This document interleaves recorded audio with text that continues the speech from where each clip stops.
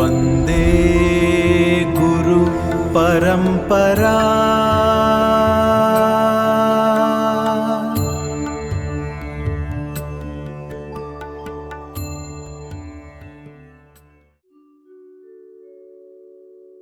ഓം സദാശിവസമാരംഭാം ശങ്കരാചാര്യമധ്യമാം അസ്മദാചാര്യപര്യന്താം വന്ദേ ഗുരുപരമ്പരാം. നമസ്തേ. 2 ദശാബ്ദക്കാലമായി സംസ്കൃതത്തിൻ്റെ എല്ലാ മേഖലകളിലും വളരെ കാര്യക്ഷമമായി ഇടപെടുന്ന ലൈവ് സാൻസ്ക്രിറ്റിൻ്റെ വന്ദേ ഗുരുപരമ്പര ഗുരുവന്ദനത്തിൻ്റെ ഈ വർഷം ശ്രീമദ് ദർശനാനന്ദ സ്വാമി സരസ്വതി അവർകളെയാണ് ആദരിക്കുന്നത്. ഒരു മനുഷ്യായുസ് മുഴുവൻ സംസ്കൃതത്തെയും സംസ്കൃതത്തിൻ്റെ ആധാരമാകുന്ന വേദങ്ങളെയും വൈദിക സാഹിത്യത്തെയും സാധാരണ ജനങ്ങളിലേക്ക് എത്തിക്കാൻ അഹോരാത്രം പരിശ്രമിച്ചുകൊണ്ടിരിക്കുന്ന സ്വാമിജി വൈദിക സാഹിത്യം, ഉപനിഷത് സാഹിത്യം തുടങ്ങിയ മേഖലകളിൽ ഏതാണ്ട് 30-ലധികം ഗ്രന്ഥങ്ങൾ എഴുതിയിട്ടുണ്ട്. ഈ സംസ്കൃത ക്ഷേത്രത്തെയും സംസ്കൃതത്തെ സ്നേഹിക്കുന്നവരെയും ഏറ്റവും കൂടുതൽ സ്നേഹിച്ചുകൊണ്ട് ജീവിക്കുന്ന സ്വാമിജിയെ പോലെയുള്ളവരെ ആദരിക്കാൻ കിട്ടുന്ന ഈ സാഹചര്യം ലൈവ് സാൻസ്ക്രിറ്റ് ഒരു അഭിമാനത്തോടു കൂടി കരുതുന്നു. ശ്രീമദ് ദർശനാനന്ദ സരസ്വതി സ്വാമികളുടെ പൂർവാശ്രമത്തിലെ നാമധേയം രാജു പൂഞ്ഞാർ എന്നായിരുന്നു. ആ പേരിലും സ്വാമികൾ ധാരാളം രചനകൾ നിർവഹിച്ചിട്ടുണ്ട്. അദ്ദേഹത്തിൻ്റെ ആത്മീയ ഗുരുക്കന്മാർ ശ്രീമദ് മൃഡാനന്ദ സ്വാമികൾ, ശ്രീമദ് ശക്രാനന്ദ സ്വാമികൾ, ആചാര്യ നരേന്ദ്രഭൂഷൺ അവർകൾ എന്നിവരായിരുന്നു. വൈദിക സാഹിത്യത്തിൻ്റെ അടിസ്ഥാന ഗ്രന്ഥങ്ങളായ വേദങ്ങൾ ഉൾപ്പെടെ മറ്റു പല വിഷയങ്ങളിൽ ഏതാണ്ട് 30ഓളം കൃതികൾ സ്വാമിജി രചിച്ചിട്ടുണ്ട്. വന്ദേ ഗുരു പരമ്പര എന്ന ഈ പരിപാടിയുടെ ഭാഗമായി നമ്മൾ ഏവരും ഈ ഒരു ഗുരു പരമ്പരയുടെ ഭാഗമായി തീരുകയാണ്. സ്വാമിജിയെ പോലെയുള്ള മഹാത്മാക്കളെ പരിചയപ്പെടുത്തുവാൻ കിട്ടുന്ന അവസരം വളരെ വലിയ ഭാഗ്യമായി ലൈവ് സാൻസ്ക്രിറ്റ് കരുതുന്നു. വന്ദേ ഗുരു പരമ്പര എന്ന ഈ പ്രോഗ്രാമിലേക്ക് എല്ലാവരെയും ഹാർദവമായി സ്വാഗതം ചെയ്യുന്നു.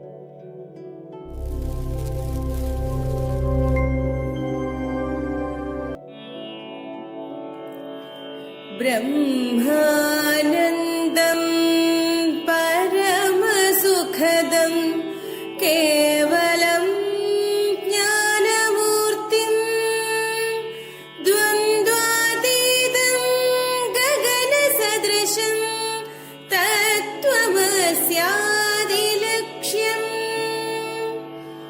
ഏകം നിത്യം വിമലമചലം സർവധീ സാക്ഷിഭൂതം ഭാവാതീതം ത്രിഗുണരഹിതം സദ്ഗുരും തം നമാമി സദ്ഗുരും തം നമാമി സദ്ഗുരും തം നമാമി.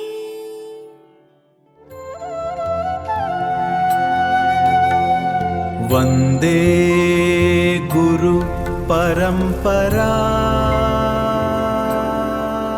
സംസ്കൃത ഭാഷ അധ്യാപകരായ ഏതാനും ചില അധ്യാപകരുടെ കൂട്ടായ്മയാണ് ലൈവ് സാൻസ്ക്രിറ്റ് എന്നൊരു ചെറിയ സംഘടന. അതെല്ലാ വർഷവും വന്ദേ ഗുരുപരമ്പര എന്ന പേരിൽ ഏതെങ്കിലും ഗുരുക്കന്മാരെ വന്ദിച്ച് ആദരിക്കുന്ന ഒരു ഭാരതീയ പാരമ്പര്യത്തിൻ്റെ ഒരു സംസ്കാരത്തിൻ്റെ അടയാളമാണ്. അതിൻ്റെ ഭാഗമായിട്ട് ഇപ്പോൾ ഈ വർഷം ദർശനാനന്ദ സരസ്വതി സ്വാമികളെ ഒരു പുരസ്കാരം നൽകി ആദരിച്ചു കഴിഞ്ഞിരിക്കുന്നു. ആ വേദിയിൽ അദ്ദേഹത്തെക്കുറിച്ച് ഏതാനും ചില അനുസ്മരണങ്ങൾ ഒന്നായി പറക്കുക എന്നുള്ളതാണ് ഇവിടെ ഞാൻ ചെയ്യുന്നത്. സ്വാമിജിയെ പരിചയപ്പെട്ടിട്ട് വർഷങ്ങൾ ഒത്തിരി ഏറെയായി. ഞാൻ എൻ്റെ ഒരു ചെറുപ്പകാലം മുതലേ എനിക്ക് ദർശനാനന്ദ സ്വാമി നന്നായിട്ടും അറിയാം. ഭാരതത്തിൻ്റെ ആർഷ പാരമ്പര്യത്തിൽ നന്നായിട്ട് ചുവടുവെച്ച് കയറി വന്ന് ഇതാണ് സന്യാസത്തിൻ്റെ കടമ എന്ന് ബോധ്യപ്പെടുത്തിയ ഒരു ഋഷിവര്യനാണ്. പഠിച്ച് സന്യസിക്കണം എന്നുള്ളത് ജീവിതത്തിൽ പ്രാവർത്തികമാക്കി കാണിച്ചതാണ്. മറ്റൊരു ആവശ്യത്തിനു വേണ്ടി സന്യസിച്ചതല്ല. പഠിപ്പിൻ്റെ ഒരു പൂർണ്ണതയിൽ അവിടേക്ക് എത്തണം എന്ന മനുഷ്യജീവിതത്തെ 4 ഘട്ടമായിട്ട് തിരിച്ചിട്ടുണ്ട്. ബ്രഹ്മചര്യം, ഗാർഹസ്ഥ്യം, വാനപ്രസ്ഥം, സന്യാസം എന്ന 4 ഘട്ടം മനുഷ്യജീവിതത്തിലുണ്ട്. അതിൽ ആദ്യത്തെയാണ് ബ്രഹ്മചര്യം. ബ്രഹ്മചര്യത്തിൽ വേണ്ടത് ശരിക്കും ആത്മവിദ്യയുടെ അഭ്യാസമാണ്. ബ്രഹ്മം എന്നുള്ളത് വിദ്യ എന്നുള്ള അർത്ഥം തന്നെയാണ്. ബാക്കി എന്തൊക്കെ പഠിച്ചാലും എന്ത് ചെയ്താലും കുഴപ്പമില്ല, പക്ഷേ ആത്മവിദ്യ അഭ്യസിച്ചേ മതിയാവുള്ളൂ. അത് ജീവിതത്തിൽ പ്രാവർത്തികമാക്കാൻ വേണ്ടി ശ്രമിച്ച ഒരു മഹാത്മാവാണ് രാജു പൂഞ്ഞാർ എന്ന പേരിൽ ഞങ്ങൾ അന്നൊക്കെ വിളിച്ചുകൊണ്ടിരുന്ന ഇന്നത്തെ ദർശനാനന്ദ സ്വാമി. ജന്തൂനാം നരജന്മ ദുർലഭം അത പുംസ്ത്വം തതോ വിപ്രത തതോ വൈദിക ധർമ്മ മാർഗപരത എന്നൊക്കെ ആചാര്യസ്വാമികൾ പറയുന്നത് പോലെ ഈ ഒരു ഘടകങ്ങൾ പൂർണ്ണമാക്കിയ ഒരാളാണ്. അപൂർവമായി മാത്രമാണ് ഒരു മനുഷ്യജന്മം ലഭിക്കുക. ആരും അപേക്ഷിച്ച് കിട്ടതല്ല ഈ മനുഷ്യജന്മം. അതുകൊണ്ടാണ് ജന്തൂനാം നരജന്മ ദുർലഭം. അതിൽ തന്നെ ഒരു മനുഷ്യനായി ജീവിക്കാൻ പറ്റുക, അതിൽ തന്നെ ഒരു വിപ്രൻ എന്ന് വെച്ചാൽ വിശേഷ ബുദ്ധിയുള്ളവരെന്ന് മാത്രമേ ഉള്ളൂ, അങ്ങനെ ജീവിക്കാൻ പറ്റുക, അതിൽ തന്നെ വൈദിക ധർമ്മമാർഗത്തിനോട് ആദരവ് കാണിച്ച് ജീവിക്കാൻ പറ്റുക, ഇങ്ങനെ അടുക്കനുസരിച്ചുള്ള ഒരു ജീവിതചര്യയുടെ ഭാഗം അദ്ദേഹത്തിന് പുണ്യം കൊണ്ടോ പൂർവികരുടെ ഒരു കടപ്പാട് കൊണ്ടോ ഗുരുക്കന്മാരുടെ അനുഗ്രഹം കൊണ്ടോ ദൈവാധീനം കൊണ്ടോ ഈ വഴിയിലേക്ക് തിരിയാനാണ് അദ്ദേഹത്തിൻ്റെ ബുദ്ധി അതിനനുവദിച്ചത്. അതുകൊണ്ട് അദ്ദേഹം ചെറുപ്പം മുതലേ സംസ്കൃതവും വേദങ്ങളും ഇതിഹാസങ്ങളും പുരാണങ്ങളും ധർമ്മശാസ്ത്രങ്ങളുമൊക്കെ നന്നായിട്ട് പഠിച്ചു എന്നതാണ്. അത് പഠിക്കലായിരുന്നു. വ്യാഖ്യാനം പലതും വെച്ച് വായിച്ച് പഠിച്ച് എനിക്ക് നേരിട്ടറിയാം. ഞങ്ങൾ ആ സമയത്ത് പലപ്പോഴും കാണാറുണ്ട്. അങ്ങോട്ടും ഇങ്ങോട്ടും ഒത്തിരി സംശയങ്ങൾ ചോദിക്കാൻ പറയുകയൊക്കെ ചെയ്യാറുണ്ട്. ഇപ്പോഴും അത് തുടരുന്നുണ്ട്. അപ്പോൾ അങ്ങനെ സംസ്കൃതം നന്നായിട്ട് പഠിച്ച് ഈ വേദോപനിഷത്തുക്കളെക്കുറിച്ചൊക്കെ വേണ്ട വിധത്തിലുള്ള പരിജ്ഞാനം നേടിയെടുത്തു എന്നുള്ളത് ബ്രഹ്മചര്യത്തിൻ്റെ ഒരു കരുത്താണ്. അങ്ങനെയുള്ളൊരു ബ്രഹ്മചര്യം ഇന്നൊരാളിൽ നമുക്ക് കാണാൻ പറ്റാറില്ല. പക്ഷേ സ്വാമിജിയിൽ അത് നന്നായിട്ട് കാണാൻ പറ്റും എന്നുള്ളതാണ് ഏറ്റവും വലിയൊരു വൈഭവം. അത് ഓരോ നിമിഷവും അദ്ദേഹത്തെ നല്ല വഴിയിലേക്ക് നയിച്ചു കൊണ്ടുപോകാൻ അതൊരു കാരണവുമായി.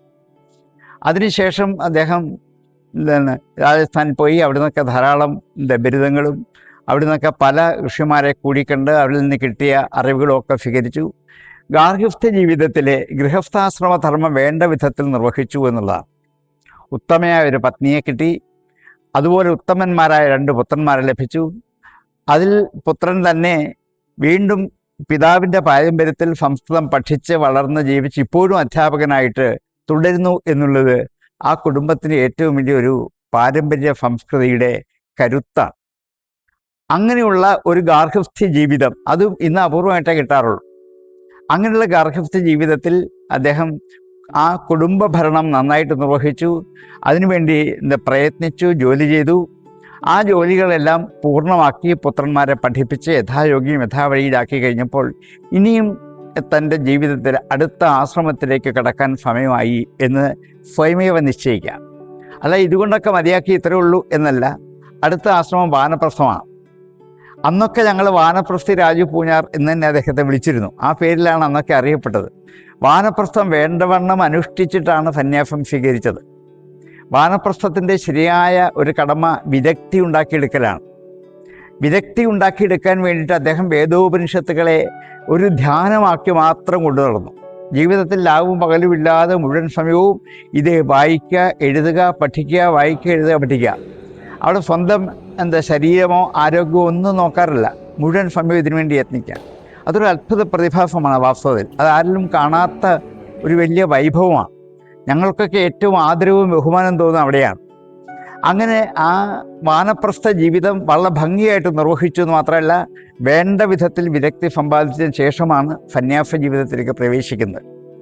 ഇത് ഈ 3 ഘട്ടങ്ങൾ പൂർത്തിയാക്കി സന്യസിക്കണം എന്നാണ് ഭാരതീയ സന്യാസ പാരമ്പര്യത്തിൻ്റെ കരുത്ത്. അവിടെയാണ് അത് അദ്ദേഹം നേടിയെടുത്തു. സാധാരണ ഇന്നിപ്പോൾ സന്യസിക്കുന്നത് അങ്ങനെയൊന്നുമല്ല. പഠിച്ചുകൊണ്ടിരിക്കുമ്പോഴായാലും ഇന്ന് ഗൃഹസ്ഥാശ്രമത്തിലായാലും വേറൊരു വഴിയില്ലെങ്കിൽ ഇനി സന്യസിക്കുക, അത്രയേ ഉള്ളൂ. അങ്ങനെ സന്യസിച്ചു പോവുക. അങ്ങനെ സന്യസിച്ച് കഴിഞ്ഞാൽ പിന്നെ ചെയ്യുന്നത് ഒരാശ്രമം കിട്ടി അവിടെ താമസിക്കുക. അതിലും അദ്ദേഹം എന്താണ് വിദഗ്ധനാണ്. ഒരാശ്രമം കിട്ടി നിൽക്കാൻ ഉദ്ദേശിച്ചിട്ടില്ല. അന്യാഭിനിവേശം എന്ന ദോഷം ഉണ്ടാകും എന്നാണ് ആശ്രമം കിട്ടി അവിടെ അധിവസിച്ചാൽ. കാരണം ആശ്രമത്തിൻ്റെ കാര്യം, അതിൻ്റെ ചുമതല, അതിൻ്റെ കാര്യങ്ങൾ, ഇതാണ് അന്യാഭിനിവേശം. അതുകൊണ്ട് ആശ്രമം ആവരുത്. പിന്നെ എന്ത് വേണം? ചരൈവേദി ചരൈവേദി. ഇങ്ങനെ സഞ്ചരിച്ച് പോയി. അതാണ് സന്യാസത്തിൻ്റെ ധർമ്മമെന്ന് ഓരോ നിമിഷവും അദ്ദേഹം നമ്മളെ കാണിക്കുന്നുണ്ട്. എവിടെ ഇരുന്നാലും അവിടെ ഇരുന്നു കൊണ്ട് ഈ ലോകത്തിന് ഉപകാരം ചെയ്യാൻ പറ്റുന്ന മട്ടിൽ ഈ വെളിച്ചത്ത് വരാതെ കിടക്കുന്ന എത്രയോ ഗ്രന്ഥ പരമ്പരകളെ അദ്ദേഹം ഇവിടെ നമ്മുടെ മുമ്പിൽ രംഗത്ത് കൊണ്ടുവന്നത്. എത്ര വ്യാഖ്യാനങ്ങൾ വായിച്ച് പഠിച്ച് അതിൽ നിന്നൊക്കെ ഉണ്ടാക്കിയെടുത്ത അധീതി, ബോധ, ആചരണ, പ്രചരണം എന്നുള്ള 4 ജീവിതത്തിൽ കൊണ്ടുവന്ന ആളാണ്. അധീതിയിൽ കൊണ്ട് നിർത്തിയില്ല, അത് ബോധ്യമാക്കും. പല വ്യാഖ്യാനങ്ങൾ വായിച്ച് പഠിച്ചാലും അത് തനിക്ക് ബോധ്യപ്പെടണം. അത് പലപ്പോഴും അതിനെ നിരസിക്കാറുണ്ട്, ഇത് ശരിയല്ല എന്ന്. അത് താൻ പഠിച്ചതുമായിട്ട് ബോധ്യപ്പെടുത്തി കൊണ്ടുപോകുന്ന ഒരു വലിയ സംസ്കാരം അതിന്ന് കിട്ടാനില്ലാത്തതാണ്. അതിനുശേഷം അത് ജീവിതത്തിൽ ആചരിച്ച് കാണിക്കണം. അതിനുശേഷമാണ് പ്രചരിപ്പിക്കേണ്ടത്.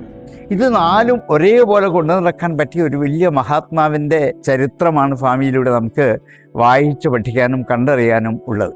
അധീതി, ബോധ, ആചരണ, പ്രചരണങ്ങൾ എന്ന 4 ഘട്ടങ്ങളിൽ കൂടി. അതിലൊക്കെയും അദ്ദേഹം ധാരാളം പഠിക്കും, പക്ഷെ ബോധ്യപ്പെട്ടത് മാത്രമേ നമ്മോട് പറയുള്ളൂ, ഇതാണ് ശരിയെന്ന്. അങ്ങനെ തിരിച്ചറിയാനുള്ള കഴിവുള്ള ഒരാളെ പോലും നമുക്ക് കാണാറില്ല.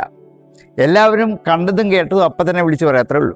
ഇതല്ല, കണ്ടതും കേട്ടതും സ്വന്തം ചിന്താപദ്ധതിയുമായി അതിനെ ഉന്മഥനം ചെയ്ത് ഉറപ്പിച്ച് ഇത് ശരിയാണെന്ന് ബോധ്യപ്പെട്ടാൽ അത് പറയും. അത് വാസ്തവത്തിൽ ഒരു അറിവിൻ്റെ ഏറ്റവും വലിയ പ്രധാനപ്പെട്ട ഘടകമാണ്. അത് സ്വാമിജിയിലുണ്ട്. ഞങ്ങൾ പലപ്പോഴും സംസാരിക്കും, അറിയാം, ഇങ്ങനെയൊക്കെ പറയുന്നെങ്കിലും ഞാൻ അതിനോട് യോജിക്കുന്നില്ല എന്ന് പലപ്പോഴും എന്നോട് പറയാറുണ്ട്. ഇങ്ങനെ ആരും പറയാറില്ല, ഇങ്ങനെ വ്യാഖ്യാതാക്കൾ പറഞ്ഞു ഞാൻ എന്നോട് ചേർന്ന് പോകും, അങ്ങനെയില്ല. അവിടെയാണ് ഒരു ആത്മവിദ്യയുടെ കരുത്ത്, അവിടെയാണ് ഒരു ധൈര്യം, അവിടെയാണ്. ഞാൻ പഠിച്ചത് ഉറപ്പാണ്, എനിക്ക് യാതൊരു ആശങ്കയില്ല, അങ്ങനെ പറയാൻ ആർക്ക് പറ്റും? ആ ഒരു വലിയ കരുത്ത് സ്വാമിയുടെ പഠിപ്പിലുണ്ട്. ഇന്ന് പഠിച്ച ഒരാൾക്കും അങ്ങനെ പറയാൻ പറ്റില്ല, ഞങ്ങൾ പഠിച്ചതൊക്കെ ശരിയാണ്, മാറ്റമില്ല. അതല്ല, അതിൽ വേണ്ടത് സ്വീകരിക്കാൻ പറ്റും. എന്നിട്ട് ഊഹ അപോഹം എന്ന ബുദ്ധിയുടെ 2 ഭേദമുണ്ട്. ഊഹിച്ചെടുക്കുക, വേണ്ടാത്തതിനെ തള്ളിക്കളയുക, അതാണ് അപോഹ ബുദ്ധി. അതും അദ്ദേഹം സ്വീകരിച്ചിട്ട് വേണ്ടാത്തതിനെ തള്ളിക്കളയും, വേണ്ടതിനെ സ്വീകരിക്കാം. ഇങ്ങനെ സ്വീകരിച്ചു പോകുന്ന ഒരു വലിയ പഠിപ്പിൻ്റെ, അധ്യയനത്തിൻ്റെ ഒരു പാരമ്പര്യം അദ്ദേഹത്തിനുണ്ട്. അധ്യാപകനായിരുന്നില്ലെങ്കിലും അധ്യാപകത്വത്തെക്കാൾ കൂടുതൽ ജനങ്ങളിലേക്ക് എത്തിക്കാനുള്ളൊരു കഴിവ് അദ്ദേഹത്തിനുണ്ട്. എന്താണ് ഇപ്പം ദർശനങ്ങളിലേക്ക് കടന്നാൽ എന്താണ് ദർശനങ്ങളെന്ന് നമ്മെ ബോധ്യപ്പെടുത്താൻ വേണ്ടി 4ഓ 5ഓ ദർശനങ്ങൾ, അത് എല്ലാ ദർശനങ്ങളും അദ്ദേഹം മലയാള ഭാഷയിൽ അന്വയത്തോടുകൂടി, അർത്ഥത്തോടുകൂടി, അദ്ദേഹത്തിൻ്റെ ആശയം അഭിപ്രായത്തോടുകൂടി വ്യാഖ്യാനം ചെയ്തു. അതൊക്കെ ഞാൻ കണ്ടിട്ടുണ്ട്. എല്ലാത്തിനും അതെന്നെ കാണിക്കും. ചിലത് ഞാൻ അവതാരി എഴുതി കൊടുത്തിട്ടുണ്ട്, മുക്കാലും ഞാൻ വായിച്ചിട്ടുണ്ട്. അങ്ങനെയൊക്കെ അദ്ദേഹം ചെയ്യാറുള്ളൂ. ഇത്രയൊക്കെ ആണെങ്കിൽ പോലും അറിവിനെ ബഹുമാനിക്കുന്ന ഒരു വലിയ മഹത്തായ ഒരു ചൈതന്യം അദ്ദേഹത്തിനുണ്ട്. അത് എവിടെ കണ്ടാലും അദ്ദേഹത്തിനെ ആദരിക്കുകയും ചെയ്യും. അങ്ങനെ ഈ ദർശനങ്ങളെയൊക്കെ പരിചയപ്പെടുത്തി, ആ ദർശനങ്ങളിൽ ഇപ്പം ന്യായവൈശേഷികളിൽ കൂടിയൊക്കെ സഞ്ചരിച്ച് പോകണമെങ്കിൽ സാധാരണക്കാർക്ക് വലിയ പാടാണ്. പക്ഷെ അതിൻ്റെ എല്ലാ വഴികളിൽ കൂടിയും പോയി, ന്യായമാർഗത്തിൻ്റെ വഴി കൂടി, വൈശേഷികത്തിൻ്റെ വഴി കൂടി ഒക്കെ പോയി, അത് എല്ലാവരെയും സാധാരണക്കാർക്ക് അനായാസമായി പരിചയപ്പെടുത്താൻ പറ്റുക. ന്യായമൊക്കെ സാധാരണക്കാർക്ക് പരിചയപ്പെടുത്തുന്നത് ഇത്തിരി പാടാണ്. അതൊക്കെ ഇദ്ദേഹത്തിന് വ്യാഖ്യാനം വായിക്കുമ്പോഴാണ് ന്യായശാസ്ത്രം എന്താണെന്ന് നമുക്ക് ശരിക്കും മനസ്സിലാക്കാൻ പറ്റുന്നത്. അങ്ങനെ ആ ദർശനങ്ങളെയൊക്കെ പരിചയപ്പെടുത്തി പിന്നെ ഉപനിഷത്തുകളിലേക്ക് കടന്നു. ദശോപനിഷത്തുകളും വ്യാഖ്യാനിക്കുക. അതിൽ ഏറ്റവും വിഷമം വരുന്ന അവസാനത്തെ 2 ഉപനിഷത്തുകളാണ്, ഛാന്തോഗ്യവും ബൃഹദാരണ്യവും. അതും അനായാസമായിട്ട് തന്നെ അദ്ദേഹം വ്യാഖ്യാനിച്ചു. അപ്പോൾ ഓരോ ഉപനിഷത്തുകളിലും കൂടി സഞ്ചരിച്ചു പോകുമ്പോൾ അതിൽ കൂടി കിട്ടുന്ന ഒരു ജ്ഞാനവിദ്യയുടെ പാരമ്പര്യം നമുക്ക് ഓരോന്നിലും വായിച്ചറിയാൻ പറ്റും. ഇതൊരു സന്യാസത്തിൻ്റെ ഏറ്റവും വലിയ ധർമ്മമാണ്. ഇങ്ങനെ ഒരു ധർമ്മം ആചരിച്ച് കാണുന്ന അപൂർവം ചില സന്യാസിമാരിൽ ഏറ്റവും ഉത്കൃഷ്ടനാണ് ദർശനാനന്ദ സ്വാമി എന്ന് പറയുന്നതിൽ ഒരു അധികവുമല്ല, ആക്ഷേപവുമില്ല, ഒന്നുമല്ല, എനിക്ക് അഭിമാനമാണ്. ഇതേപോലെ ഒരു സന്യസ്ത ജീവിതം നയിക്കുന്ന ഒരു മഹത്തായ ഋഷിയുമായിട്ടുള്ള ബന്ധം എന്നെ സംബന്ധിച്ച് ഏറ്റവും വലിയൊരു അഭിമാനമാണ്.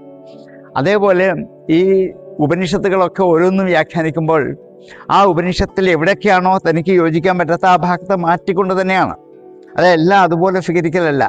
അവിടെയാണ് വ്യാഖ്യാതാക്കളെയൊക്കെ കാണും, പഠിക്കും. പക്ഷേ തൻ്റേതായ ഒരു വഴിയിൽ കൂടി മാത്രം സഞ്ചരിച്ച് പോകാനുള്ള ഒരു ധൈര്യം കാണിച്ചു എന്നുള്ളത് പഠിപ്പിൻ്റെ ഒരു വലിയ ബലമാണ്. ഇതൊക്കെ ഒരു സന്യാസത്തിൻ്റെയും സംസ്കൃത പഠനത്തിൻ്റെയും അതിനൊക്കെ ഏറ്റവും പ്രധാനം അദ്ദേഹത്തെ സഹായിച്ചത് സംസ്കൃതം ശരിക്കും പഠിച്ചു എന്നുള്ളതാണ്. അല്ലാത്ത ഒരാൾക്കും ഇത് പറ്റില്ല. സംസ്കൃതം പഠിച്ചത് മാത്രമേ അതിനകത്ത് എല്ലാ ശാസ്ത്രങ്ങളിലും, വ്യാകരണം പോലും അദ്ദേഹം നന്നായിട്ടറിയാം. പല സൂത്രങ്ങളും ഞാൻ ചോദിക്കാറുണ്ട്. അപ്പോൾ തന്നെ വ്യാകരണ സൂത്രങ്ങളും ന്യായമാണെങ്കിലും എല്ലാ സൂത്രങ്ങളും നന്നായിട്ട് പഠിച്ചറിഞ്ഞ ഒരു വലിയ സംസ്കാരം അദ്ദേഹത്തിനുണ്ട്. അതിനുശേഷം ഇപ്പോൾ അടുത്ത കാലത്ത് ശാരീരികമായ കുറേ അസ്വസ്ഥതകളൊക്കെ ഉണ്ടായിട്ടുണ്ട്. എങ്കിലും രാപകലില്ല ദിവസം 18 മണിക്കൂറോളവും എഴുത്ത ജോലി മാത്രം വ്യാപരിച്ചുകൊണ്ട് അദ്ദേഹം കഴിഞ്ഞുകൂടിയിരുന്നു. ഞാൻ തന്നെ അത്ഭുതം വിചാരിക്കാറുണ്ട്. ഇത്രയും പ്രായമുള്ള ഒരാൾക്ക് ഈ ശരീരത്തിലെ വിഷമതകളെയൊക്കെ അവഗണിച്ചുകൊണ്ട് എഴുതാൻ പറ്റുക. എനിക്ക് അരമണിക്കൂറുകളിൽ എഴുതാൻ എനിക്ക് പറ്റാറില്ല. പക്ഷെ സ്വാമിക്ക് മണിക്കൂറുകളോളം രാത്രി മുഴുവൻ എഴുതാൻ ഒരു വിഷമവുമില്ല. ചിലപ്പോൾ കൈക്കരി പറയൽ വരും, എന്നാലും കുഴപ്പമില്ല, എഴുത്ത് നിർത്തില്ല. അങ്ങനെ ഇപ്പോൾ വേദങ്ങളിലേക്ക് കിടന്ന് വേദം നന്നായിട്ട് പഠിച്ചു. ഇന്നിപ്പോൾ ഇല്ലാത്തൊരു വലിയ കുറവാണ്. 4 വേദങ്ങളും ശരിക്കും പഠിച്ചറിഞ്ഞ് ഏത് ഭാഗത്തുനിന്ന് ഏത് സംശയവും സ്വാമിയോട് നമുക്ക് ധൈര്യമായിട്ട് ചോദിക്കാം. ഇന്ന സൂക്തം എവിടെയുള്ളതാണ്, അതിൻ്റെ ആശയം എന്താണ്, അർത്ഥം എന്താണ്, അന്നേരം കിട്ടുകയും നോക്കി അപ്പം തന്നെ പറഞ്ഞു തരും. അതൊരു വലിയ അത്ഭുതമാണ്. എന്നെ സംബന്ധിച്ച് എനിക്ക് വലിയ അഭിമാനമായിരുന്നു. അങ്ങനെ ഒരാളുള്ളത് കൊണ്ടല്ലേ പറ്റുന്നത്, അല്ലെ ആരോട് ചോദിക്കാൻ ഇതൊക്കെ. ഇങ്ങനെ ഈ വേദങ്ങളെക്കുറിച്ച് പഠിച്ചറിഞ്ഞിട്ട് ഏറ്റവും അധികം ആൾക്കാരെ വിമർശിച്ച് മാറ്റിവെച്ചത് അഥർവവേദമാണ്. അഥർവവേദം ഒന്നിനും കൊള്ളില്ല, അത് മന്ത്രവാദമാണ്, അത് മറ്റു വേദമാണ്, ചേരുന്നതല്ല. അത് അദ്ദേഹം അടുത്ത കാലത്ത് വ്യാഖ്യാനിച്ചു എന്നുള്ളതിലാണ്. അതിന് മുഴുവനും സമ്പൂർണമായിട്ടും വ്യാഖ്യാനിച്ച് എന്താണ് വേദസംഹിതയുടെ സംരക്ഷിത തത്വം, എന്താണ്, അഥർവവേദം വെറുതെ തള്ളിക്കളയാനുള്ളതല്ല, അത് സ്വീകരിക്കേണ്ടതാണ്. യജ്ഞങ്ങളിലും വേദങ്ങളിലും ക്ഷേത്രങ്ങളിലെ പ്രതിഷ്ഠകളിലും ഒക്കെ ഇപ്പോഴും ധാരാളം ഉപയോഗിക്കുന്ന മന്ത്രം അതിൻ്റെ തന്നെ ഉള്ളതാണ്. ഇങ്ങനെയുള്ള അതിൻ്റെ അകത്ത് ഈ മന്ത്രങ്ങൾ ഉണ്ടായിട്ടും അത് ആരോ ഇങ്ങനെ പറഞ്ഞ് മാറ്റിവെച്ചു. ആയുർവേദമാണ് തുടങ്ങുന്ന മുഴുവൻ. ആയുർവേദത്തെക്കുറിച്ച് അതൊരു സംരക്ഷണയാണ്. അപ്പോൾ സംരക്ഷണയുടെ ഭാഗമായി ഈ അഥർവവേദത്തെ സ്വീകരിച്ചു എന്ന് മാത്രമല്ല, ആയുർവേദം നന്നായിട്ട് പഠിച്ച് ആദ്യം മുതൽ അവസാനം വരെയും മുഴുവൻ വ്യാഖ്യാനിച്ച് പൂർണ്ണമാക്കി. അതിൻ്റെ ഫൈനൽ പ്രൂഫിലാണിപ്പോൾ. അതും കൂടി കഴിഞ്ഞാൽ ആ പുസ്തകം പുറത്തു വരും. ഇതൊരു അത്ഭുതമാണ്. ഇത്രയധികം ഗ്രന്ഥങ്ങൾ എഴുതി പുറത്തു കൊണ്ടുവരിക. അതുകൂടാതെ തന്ത്രശാസ്ത്രങ്ങളിലേക്ക് കിടന്നാൽ അതിലുകൊണ്ട് ധാരാളം.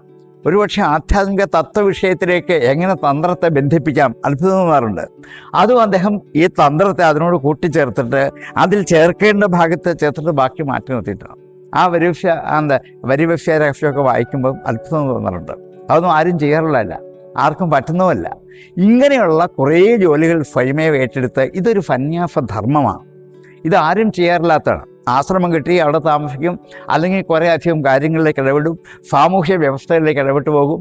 ഇത് അതിലേക്കൊക്കെ പോയാലും അദ്ദേഹത്തിൻ്റെ ജീവിതവ്രതം ഈ ഭാരതത്തിൻ്റെ തത്വശാസ്ത്രങ്ങളും വേദങ്ങളും ഉപനിഷത്തുകളും സാധാരണ ജനങ്ങളിലേക്ക് എത്തിക്കണം. ഇത് ആർക്ക് പറ്റും? വേറെ ആർക്കും പറ്റില്ല. അങ്ങനെ മഹനീയമായ വലിയ കൃത്യമാണ് അദ്ദേഹം ജീവിതത്തിൽ ചെയ്തു വെച്ചത്.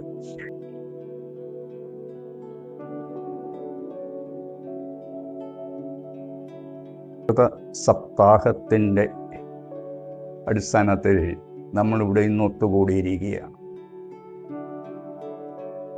സംസ്കൃത ഭാഷ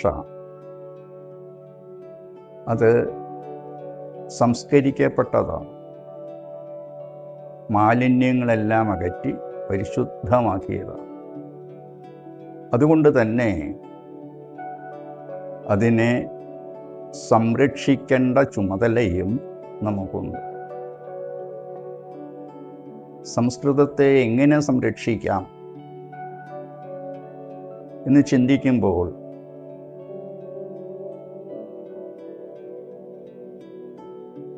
ചെറുപ്പത്തിലെ തന്നെ കുട്ടികളിൽ സംസ്കൃത ഭാഷണം, കുട്ടികളെ ചെറുപ്പത്തിൽ തന്നെ സംസ്കൃതം സംഭാഷണം ചെയ്യുവാൻ പഠിപ്പിക്കുക,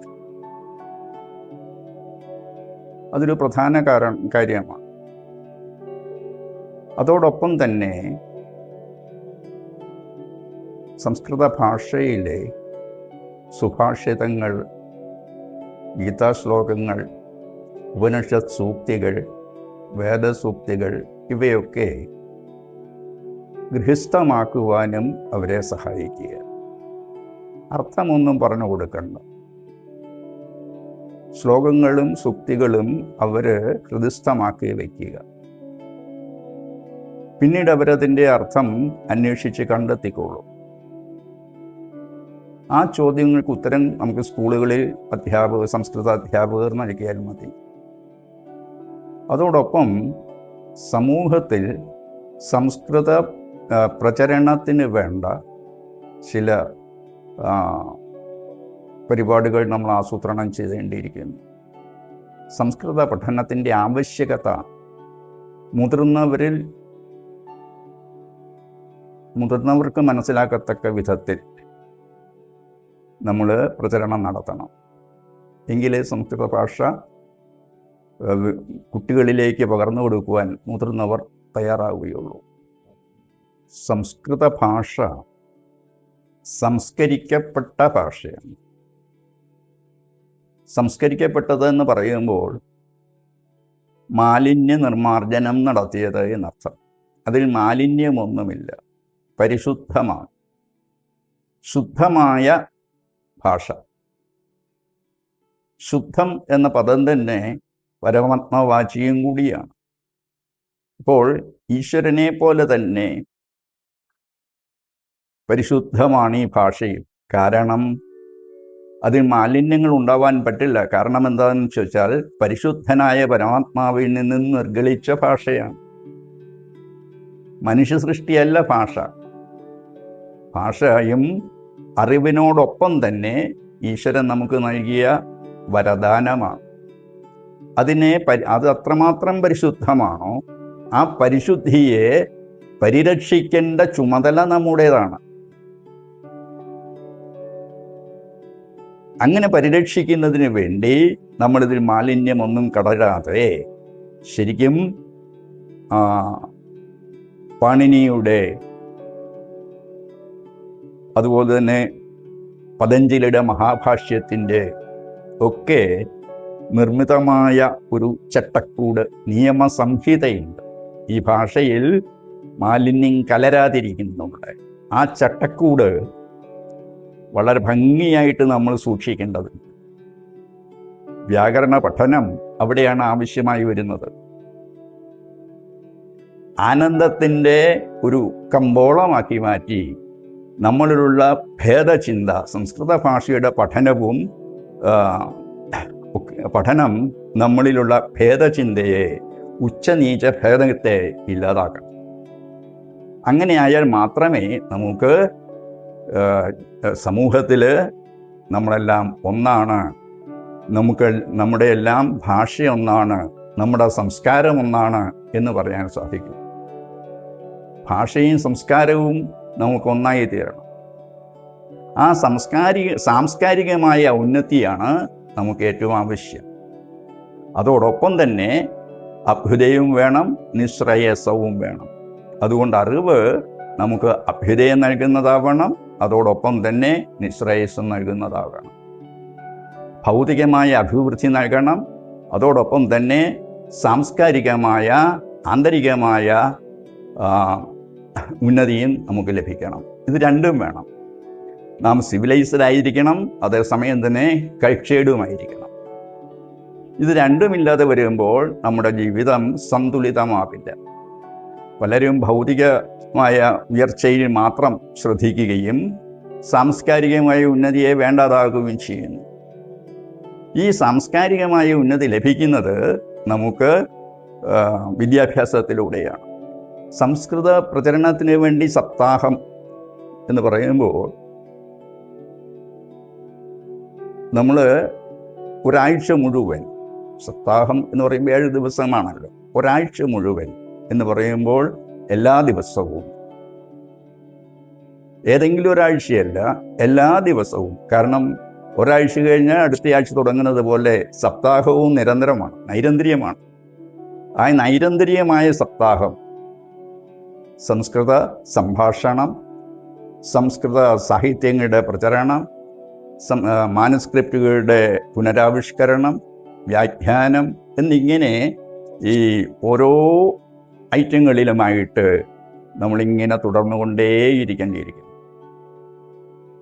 അതാണ് സംസ്കൃത സപ്താഹത്തിലൂടെ നടക്കേണ്ടത്. പ്രവചനമാണ് നമ്മുടെ അറിവിനെ മറ്റൊരാളിലേക്ക് എത്തിക്കുന്നത്. കാരണം തൈത്തിരീയ ഉപനിഷത്തിൽ പറയുന്ന പോലെ പ്രവചനം സന്ധാനമാണ്. അപ്പോൾ ആ പ്രവചനത്തിലൂടെയാണ് നമ്മുടെ അറിവ് മറ്റുള്ളവരിലേക്ക് പകരുന്നത്. അപ്പോൾ ഈ സപ്താഹത്തിൽ ഈ പ്രവചനം ഒഴിവാക്കാൻ പറ്റാത്തതാണ്. ആ പ്രവചനത്തിലൂടെ നമുക്ക് സംസ്കൃത ഭാഷയെയും അതിൻ്റെ സംസ്കാരത്തെയും തുടർച്ചയായി ജനങ്ങളിലേക്ക് പ്രവഹിപ്പിക്കുന്നതിന് സാധിക്കണം. ആ പ്രവഹിപ്പിക്കൽ ഉത്സവം പോലെ ആവണം, എന്നെങ്കിലേ ആനന്ദകരമാവണം. രാമാനുജൻ എന്നൊരു മഹാത്മാവിനെ കുറിച്ച് നാം കേട്ടിട്ടുണ്ടാകും. വരദരാജസ്വാമികളുടെ ഇഷ്ടനായിരുന്നു അദ്ദേഹം വരദരാജസ്വാമികളുടെ നിർദ്ദേശമനുസരിച്ച് അഷ്ടാക്ഷരി മന്ത്രത്തിൻ്റെ അർത്ഥസഹിതം പഠിക്കുന്നതിന് വേണ്ടി ഗോഷ്ഠീപൂർണൻ എന്നൊരു ഗുരുവിനെ സമീപിച്ചു. 17 പ്രാവശ്യം സമീപിച്ചിട്ടും ഗോഷ്ഠീപൂർണൻ കനിഞ്ഞില്ല.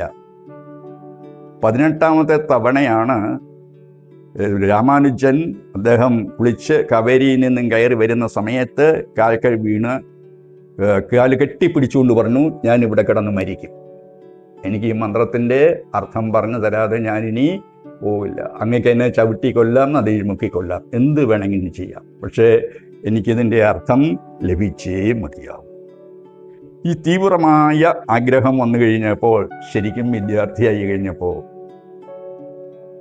ഗോഷ്ഠീപൂർണ്ണൻ അദ്ദേഹത്തെ പിടിച്ചെഴുന്നേൽപ്പിച്ച് മന്ത്രം അർത്ഥസഹിതം അതിനെ വിശദീകരിച്ചു കൊടുത്തു. എന്നിട്ട് പറഞ്ഞു, ഈ മന്ത്രം വളരെ വിശിഷ്ടമാണ്, ഇതിൻ്റെ അർത്ഥത്തോടുകൂടി ആര് ഗ്രഹിക്കുന്നോ അവരുടെ ഐഹികവും പാരലൗകികവുമായ സകല ദുരിതങ്ങളും ഇല്ലാതാവും, അവർ സകല അഭ്യുദയങ്ങൾ ഈ ലോകത്ത് അനുഭവിച്ചിട്ട് മരിച്ചതിന് ശേഷം സ്വർഗീയ സുഖം അനുഭവിക്കും.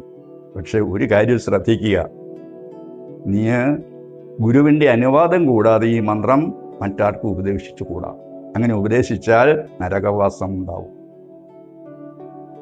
രാമാനുജൻ കാൽക്കൽ വീണ് നമസ്കരിച്ചു, ദക്ഷിണ വെച്ചു, തിരിച്ചു പോയി. പോകുന്ന വഴിക്ക് ഒരു വിഷ്ണു ക്ഷേത്രത്തിൻ്റെ സമീപമെത്തിയപ്പോൾ ഇദ്ദേഹത്തിൽ എന്തോ ഒരു വല്ലാത്ത വൈബ്രേഷൻ ഉണ്ടാവുകയും ആകെ സ്വയം മറന്നുകൊണ്ട് ആ ക്ഷേത്രത്തിൻ്റെ ഗോപുരത്തിലേക്ക് കയറി നിന്നുകൊണ്ട് എല്ലാവരെയും വിളിച്ചു വരുത്തി. ഞാൻ നിങ്ങൾക്ക് അമൂല്യമായ ഒരു രത്നം നൽകാം, ഓടിവരുവിൻ, നിങ്ങളുടെ സകല ദുരിതങ്ങളിൽ നിന്നും ഇത് മോചിപ്പിക്കും എന്ന് പറഞ്ഞ ആൾക്കാരെല്ലാം ഓടിക്കൂടി അദ്ദേഹം ഈ നാരായണ മന്ത്രം അർത്ഥസഹിതം അവർക്കും ഉപദേശിച്ചു. ഇത് പാരകൾ അന്നുകൊണ്ടല്ലോ നേരെ ഗുരുവിൻ്റെ അടുക്കിലെത്തി. അപ്പോൾ അവിടുന്ന് ഇറങ്ങി രാമാനുജൻ വിചാരിച്ച് ഇനി ഗുരുവിനെ ഒന്നുകൂടി കണ്ട് നമസ്കരിച്ചു പോകാം എന്ന് വിചാരിച്ച് തിരിച്ചു ചെന്നപ്പോൾ വാതിലടച്ചിരിക്കുന്നു. നിന്റെ മുഖം എനിക്ക് കാണണ്ട, നീ ഗുരുവിനെ ധിക്കരിച്ചവനാണ്. രാമാനുജൻ പറഞ്ഞു, അല്ല ഗുരു, അങ്ങയുടെ വാക്കുകളിലുള്ള വിശ്വാസം ഒന്ന് മാത്രമാണ് ഞാൻ അങ്ങനെ ചെയ്യാൻ കാരണം, അങ്ങയെ നിഷേധിച്ചിട്ടില്ല എന്ന് പറഞ്ഞ് കരഞ്ഞപ്പോൾ അവസാനം വാതിൽ തുറന്നു. അപ്പോൾ ഗുരു ചോദിച്ചു, ഞാൻ പറഞ്ഞില്ലേ നിങ്ങൾ എൻ്റെ വാക്ക് കൂടാതെ അന്യർക്ക് ഈ മന്ത്രം ഉപദേശിക്കരുത്, അങ്ങനെ ഉപദേശിച്ചാൽ നിനക്ക് നരകവാസമാകും എന്ന് അങ്ങ് അതിനോടുകൂടി ഒന്നുകൂടി പറഞ്ഞു. ഈ മന്ത്രം ആർക്ക് ലഭിക്കുന്നുവോ അവർക്ക് ഇഹലോകത്തിലും പരലോകത്തിലും സ്വർഗീയമായ സുഖം ലഭിക്കും എന്നും കൂടി പറഞ്ഞു. അതിലുള്ള വിശ്വാസം കൊണ്ടാണ് ഞാൻ അങ്ങനെ ചെയ്തത്. അങ്ങനെ ആയിരക്കണക്കിന് ആളുകൾക്ക് സ്വർഗീയ സുഖം ലഭിക്കുമെങ്കിൽ ഞാൻ ഒരാൾ നരകത്തിൽ പോകുന്നതല്ലേ നല്ലത്, അല്ലേ? ഇവിടെയാണ് ഞാൻ എൻ്റെ ആദർശം കാണുന്നത്. ഗുരു പരമ്പര, ഗുരുക്കന്മാരുടെ പരമ്പര എന്ന് പറയുമ്പോൾ ഇതിനു മുമ്പ് കുറേ അധികം ഗുരുക്കന്മാർ ഉണ്ടായിട്ടുണ്ട്, അല്ലെങ്കിൽ പരമ്പര ഉണ്ടാവില്ലല്ലോ. അപ്പോൾ അത് എവിടുന്ന തുടങ്ങിയേ? പതഞ്ജലി പറയുന്നു, പൂർവേഷാമപി ഗുരു കാലേന അനവച്ഛേദാത്. പൂർവേഷാമപി ഗുരു, നമ്മുടെ ഗുരുക്കന്മാരുടെ എല്ലാം ഗുരുക്കന്മാരായ പരമ ഗുരുവിൽ നിന്നാണ് സ്റ്റാർട്ടിങ്. ആ ഗുരുവിനൊരു പ്രത്യേകതയുണ്ട്. മറ്റുള്ള ഗുരുക്കന്മാരെല്ലാം ഈ കാലം ചെയ്യുന്നവരാണ്. എൻ്റെ ഭാഷയെ പറഞ്ഞാൽ കാലം ചെയ്യുന്ന മെത്രാന്മാരാണ്. ഓരോരുത്തരും മരിച്ചു പോകുന്നതിന് അങ്ങനെയാണല്ലോ പറയുക. ഈ ഗുരു കാലം ചെയ്യുന്നതല്ല. കാലം കൊണ്ട് മുറിവേൽക്കാത്ത പരമഗുരുവായ പരമാത്മാവാണ് ആദിഗുരു. ആ ആദിഗുരുവിൽ നിന്ന് നമുക്ക് ലഭിച്ച ആദിജ്ഞാനമാണ്, ഈശ്വരീയ ജ്ഞാനമാണ് വേദങ്ങൾ. അത് ഈശ്വരീയ ജ്ഞാനമാണ്, ഋഷിമാരുടെ ജ്ഞാനമല്ല, മനുഷ്യകൃതമല്ല. അത് പുരുഷകൃതമല്ല, അപൗരുഷേയം എന്നാണ് പറയുന്നത്. അപൗരുഷേയം എന്ന് പറയുമ്പോൾ പുരുഷൻ എന്നതിന് ദർശനങ്ങളിൽ പരമാത്മാവെന്നും അർത്ഥമുണ്ട്, ജീവാത്മാവെന്നും അർത്ഥമുണ്ട്. ഇത് പരമാത്മാവിനാൽ കൃതമല്ല, ജീവാത്മാവിനാലും കൃതമല്ല. അത് ഈശ്വരനിൽ സ്വാഭാവികമായിട്ടുള്ള ജ്ഞാനമാണ്. അത് അനാദിയാണ്, അതുകൊണ്ട് തന്നെ അനന്തവുമാണ്. അങ്ങനെ അപൗരുഷേയമായ ഈ ജ്ഞാനം അത് സർഗത്തിൻ്റെ സൃഷ്ടിയുടെ ആദിയിൽ തന്നെ നമുക്ക് ലഭിച്ചതാണ്. കാരണം അതിനു മുമ്പ് നമുക്ക് ജ്ഞാനം നൽകാൻ വേറെ ആരുമില്ല. സൃഷ്ടിയുടെ ആദിയിൽ ഒരിക്കലും ഒരമ്മേക്കാരനെ പഠിപ്പിച്ചത് ഒരമ്മേക്കാരനാവില്ല. ആദ്യത്തെ അമ്മേക്കാരനെ പഠിപ്പിച്ചത് എമ്മേക്കാരനാവില്ല. അതുപോലെ മനുഷ്യരുടെ ഇടയിൽ അറിവ് നൽകാൻ പര്യാപ്തരായിട്ട് ആരുമില്ല. അപ്പോൾ ഈ ലോകത്തെ നമുക്ക് നൽകിയ, ഈ പ്രപഞ്ചത്തെ നമുക്ക് നൽകിയ ആ പരമാത്മാവ് തന്നെ ആദിമജ്ഞാനവും ഈ പ്രപഞ്ചമെന്ന യന്ത്രത്തോടൊപ്പം അതെങ്ങനെയാണ് ഉപയോഗിക്കേണ്ടത് എന്ന വിധം അടങ്ങിയ അറിവ് സഹിതം നമുക്ക് നൽകിയിരിക്കുന്നു. അതാണ് വേദം. ഈ വേദത്തിന് 2 ഭാഗങ്ങളുണ്ട്. അതായത് ഈശ്വരന് കവി എന്നൊരു പേരുണ്ട്. കവിയാകുമ്പോൾ കാവ്യമുണ്ടാവണം. കാവ്യത്തിൽ ശബ്ദാത്മകയാണ് കാവ്യം, അതോടെ തന്നെ അതിനർത്ഥവും ഉണ്ടായിരിക്കണം. കാവ്യം ശബ്ദമയിയും അർത്ഥമയിയുമാണ്. ശബ്ദമയിയായ കാവ്യമാണ് വേദം. അർത്ഥമയിയായ കാവ്യമോ ഈ പ്രപഞ്ചം തന്നെ. വേദത്തിൻ്റെ അർത്ഥം പ്രപഞ്ചത്തിലാണ് തിരയേണ്ടത്, അല്ലാതെ മന്ത്രങ്ങളിലല്ല. കാരണം ഇത് 2ൻ്റെയും സ്രഷ്ടാവ് ഒന്ന് തന്നെയാണ്. അതുകൊണ്ട് അതിൽ വ്യത്യാസം വരുന്നില്ല. വേദവ്യാസം പറയുന്നുണ്ട്, ദ്വേ ബ്രഹ്മണി വേദിതവ്യം, 2 ബ്രഹ്മത്തെയാണ് നിങ്ങൾ അറിയേണ്ടത്. ശബ്ദബ്രഹ്മണി പരം ചയത്, ശബ്ദബ്രഹ്മത്തെയും പരബ്രഹ്മത്തെയും. ശബ്ദബ്രഹ്മണി നിഷ്ണാത, ശബ്ദബ്രഹ്മത്തിൽ നിഷ്ണാതനായവൻ പരം ബ്രഹ്മം അധിഗച്ഛതി, പരബ്രഹ്മത്തെ പ്രാപിക്കും. അപ്പോൾ വേദപഠനം കൂടാതെ ഈശ്വരനെ കിട്ടില്ല. ശബ്ദബ്രഹ്മത്തിൽ നിഷ്ണാതനാകണം, നീ സ്നാതകനാകണം. സ്നാതകൻ എന്ന് പറഞ്ഞാൽ ഗുരുകുല വിദ്യാഭ്യാസം കഴിഞ്ഞ് ബിരുദമെടുത്ത് പുറത്തു വരുന്നവൻ. അങ്ങനെ വരുന്നവരിൽ 3 സ്നാതകന്മാരുണ്ട്. നിശേഷ സ്നാതകനാകണമെങ്കിൽ 3ാമത്തെ തലത്തിലെത്തണം. ആദ്യത്തെ തലത്തിൽ 25 വർഷത്തെ ഗുരുകുല വിദ്യാഭ്യാസം കഴിഞ്ഞ് പുറത്തു വരുന്നവനെ, ഗ്രാജുവേഷൻ കഴിഞ്ഞ് പുറത്തു വരുന്നവനെ വസു എന്ന് വിളിക്കുന്നു. വസു ബ്രഹ്മചാരി. അത്യാവശ്യം ജീവിക്കാനുള്ളതൊക്കെ അവനുണ്ട്, വസിക്കാനുള്ളതൊക്കെ, ജീവനോപായത്തിനുള്ള അറിവുണ്ട്. 2ാമത്തെ ബ്രഹ്മചാരി രുദ്രബ്രഹ്മചാരിയാണ്. 36 വയസ്സുവരെ ഗുരുകുലത്തിൽ പഠിച്ച് പുറത്തു വരുന്നവൻ. അവനാണ് രുദ്രൻ. എന്ന് പറഞ്ഞാൽ ജനസമുദായത്തിൻ്റെ ദുരിതങ്ങൾ അകറ്റുവാൻ കഴിവുള്ളവൻ. രുത്ത് മീൻസ്, രുത്ത് എന്നതിന് ജ്ഞാനം എന്ന അർത്ഥമുണ്ട്. അതുകൊണ്ട് രുത്ത്, ജ്ഞാനം ദദാതി ഇതി രുദ്ര, അറിവ് നൽകുന്നവൻ രുദ്രനാണ്. രുത്തിന് ദുഃഖം എന്നും അർത്ഥമുണ്ട്. അപ്പോൾ ദുഃഖം ദ്രാവയതീതി രുദ്ര, ദുഃഖത്തെ ദ്രവിപ്പിച്ചു കളയുന്നവനും രുത്തിനാണ്. സകല ദുരിതങ്ങളുടെയും ദുഃഖങ്ങളുടെയും കാരണം അജ്ഞാനമാണ്. അപ്പോൾ ജ്ഞാനം നൽകിക്കൊണ്ട്, അറിവ് നൽകിക്കൊണ്ട് ജനസമുദായത്തിൻ്റെ ദുരിതങ്ങളെ അകറ്റുന്നവനാണ് ആര്? രുദ്രൻ.